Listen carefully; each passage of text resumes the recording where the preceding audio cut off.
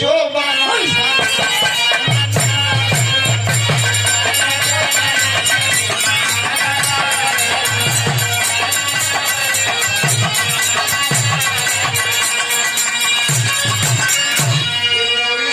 बतौले बाड़ी की अंग अंग फर के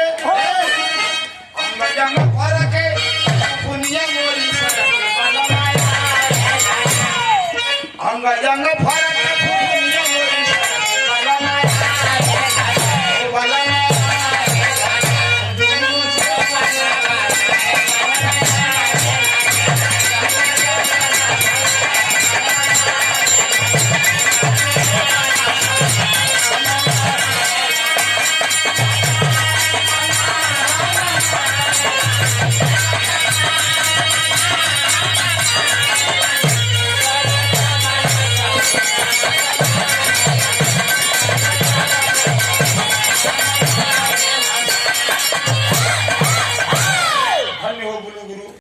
बढ़ता हुआ शेर है हमारा छोटा सा अनुज है एक बालक बराबर है मेरे लिए। ये भी अजन भाई उपेंद्र भाई हमारी माता जी का छोटा सुपुत्र सुंदर पुष्पहार जिसकी कीमत कोई दे लगा नहीं सकता और ये 200 रुपए का